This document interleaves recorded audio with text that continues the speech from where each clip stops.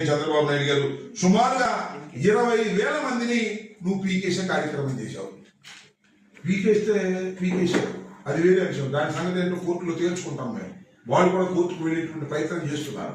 Already కొన్ని జిల్లాల నుంచి ఈ యూనిట్కి సంబంధించిన వారు కోర్టులో వేశారు.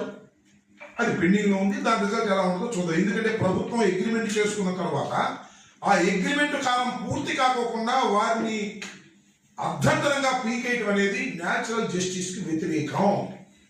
దాన్ని we will fight out in the honourable courts. That's a different matter. అయితే ఏందే వాళ్ళు తీసేటప్పుడు ఎవరు అది సాగుతుంది. కుక్కను చంపేటప్పుడు అంట దాన్ని పిచ్చుకొక్క అని ప్రచారానికి చంపేయాలంట. మూడు చంపి ఒప్పుకోరు. ఏదో కుక్కను చంపేవాలంట, అది పిచ్చుకొక్క అంటే అని నేను ముందే చెప్పాగా అన్నట్టుగా. ఇవాళ వీళ్ళందరూ ఏమంటున్నాడు, ఈ 9,260 మంది ప్లస్ వారితో పాటు మరొకరు, వారి కుటుంబాలు, ఇవన్నీ చూస్తే 20,000 ఇంటూ 3 వేసుకుంటే ఎంత ఉంది? 60,000, 70,000 మంది. వీళ్ళందరూ స్మగ్లర్స్ అంట. ఈ వెహికల్స్ పెట్టి తిరిగేవాళ్ళు స్మగ్లర్స్ అంట.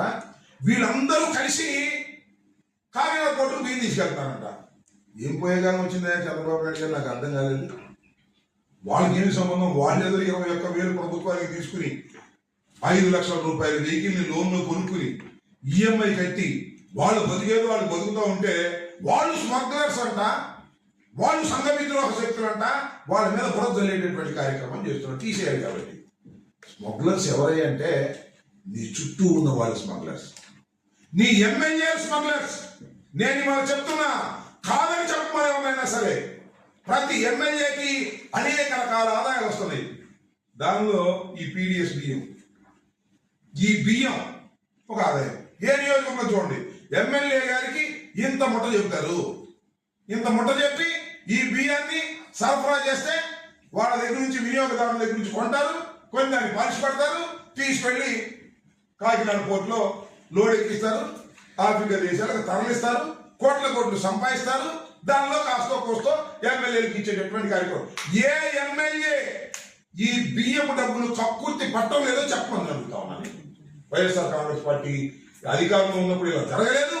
ఈ పార్టీ అధికారంలోకి వచ్చిన తర్వాత తెలుగుదేశానికి సంబంధించినటువంటి ఏ ఎమ్మెల్యే ఈ గడ్డి కలవడం లేదో చెప్పమన్నా. ప్రతి ఎమ్మెల్యేకి మట్టి, ఇసుక ఉంటే అలాగే తీసుకుంటే మట్టి, ఇసుక, ఉద్యోగాల ట్రాన్స్ఫర్లు, ఈ బియ్యం అమ్ముకునే కార్యక్రమం దగ్గర నుంచి, ఆ మాఫియా దగ్గర నుంచి డబ్బులు తీసుకోవడం, వీళ్ళు స్మగ్లర్స్. పాపం ఇలాంటి 2,600 మంది నిరుద్యోగులు, ఎస్సీలు, బీసీలు వాళ్ళ మీద మరి ఏడ్చేటటువంటి కార్యక్రమం చేస్తున్నారు. ఇవాళ రేషన్ వాహనాల మీద ఆధారపడినటువంటి రేషన్ షాపులు పీకేసే ప్రయత్నం. ఇప్పుడు ఈ మొబైల్ డిస్పెన్సింగ్ వెహికల్స్ అని ప్రజల ముంగిటికే నిత్యావసర వస్తువులు తీసుకువెళ్లాలనేటువంటి ఉద్దేశంతో జగన్మోహన్ రెడ్డి గారు ప్రారంభించారు. దీన్ని కలుపుకుంటా, అంతకుమించి ఏం లేదు. 9,260 మంది వెహికల్స్ ఇచ్చారు. ఈ వెహికల్స్ ఎలా ఇచ్చారు? లోన్ తీసుకున్నారు. పాపం బడుగు బలహీన వర్గాలు, ఎస్సీలు, ఎస్టీలు, బీసీలు, మైనారిటీలు, వాళ్ళకు సంబంధించినటువంటి వారందరికీ కూడా రేషన్ షాప్ నుంచి ఇంటికి బియ్యాన్ని తీసుకెళ్లేటటువంటి కార్యక్రమం, ఇంటి దగ్గరికే బియ్యాన్ని పంపిణీ చేసే కార్యక్రమం కోసం ఇలాంటి కార్యక్రమాన్ని జగన్మోహన్ రెడ్డి గారి ప్రభుత్వం ప్రారంభించింది. 9,260 మందికి ఉపాధి కల్పించింది. దానితో పాటు మరొక వర్కరు, దాంతో పాటు పనిచేసే వ్యక్తులు వర్కరు మరొకరికి కలిపితే మొత్తంగా సుమారుగా హమాలీలు వాళ్ళందరినీ కలిపితే 20,000 మందికి ఉపాధి కల్పించేటటువంటి కార్యక్రమం. 5 లక్షల పైచీలకు ఉన్నటువంటి ఆ వెహికల్ని లోన్స్ ద్వారా ఎక్కించారు ఆ ప్రభుత్వం. మా ప్రభుత్వం మారింది. వాళ్ళు ఏం చేస్తున్నారు? చంద్రబాబు నాయుడు గారు మొత్తాన్ని పీకేశారు. ఇంకొక విషయాన్ని ఇక్కడ నేను చాలా స్పష్టంగా చెప్పదలుచుకున్నాను. అప్పుడు ప్రభుత్వం వీరితో ఈ మొబైల్ డిస్పెన్సింగ్ వెహికల్స్ సంబంధించినటువంటి యూనిట్స్కి సంబంధించినటువంటి నిరుద్యోగులైన యువకులతో అగ్రిమెంట్ ఉంది. ఏ అగ్రిమెంట్? 72 మాసాలు వారితో అగ్రిమెంట్, లోను, ఈఎంఐ కట్టేటటువంటి కార్యక్రమం, వారికి 21,000 రూపాయలు ఇచ్చేటటువంటి కార్యక్రమం. మొత్తం 20,000 మంది ఆ అగ్రిమెంట్ పూర్తిగా పీకేశారు. ఎంత అన్యాయమో నాకు అర్థం కాలేదు. ఏమైపోవాలి? వెహికల్స్ ఇప్పించింది ప్రభుత్వం. మా ప్రభుత్వం మీ ప్రభుత్వం పక్కన పెట్టు. Government is a continuous process. Government agreement అయింది, సివిల్ సప్లైస్ డిపార్ట్మెంట్ అగ్రిమెంట్ అయింది. అగ్రిమెంట్ కూడా ఉంది, నాకు చెప్తున్నా, రాతపూర్వకంగా అగ్రిమెంట్ అయింది. ఈ అగ్రిమెంట్ ను కూడా పక్కన పెట్టేసి పక్కన మీకేసరి ఏంటి నీకు కడుపు మట్టి నేను అడుగుతా ఉన్నా. అది బతుకుద్దా? సడన్ గా తీసేస్తావా? చక్కగా ఆక్సిజన్ 2 లక్షలు లాగేస్తే చచ్చిపోడా? ఇంత దుర్మార్గమైనటువంటి ఏమిటి కక్ష నాకు అడుగుతా ఉన్నాను నేను చంద్రబాబు నాయుడు గారు. ఏమిటి కక్ష వీళ్ళ మీద? వాళ్ళు ఏమైనా మాకు ఓట్లు వేశారా? ఎస్సీలు, ఎస్టీలు, బీసీలు ఎవరు ఓట్లు వేశారో మాకే తెలియదు. వాళ్ళందరూ ఓట్లు వేస్తే, వాలంటీర్లు అందరూ మాకు ఓట్లు వేస్తే ఈ పరిస్థితి వచ్చేదా?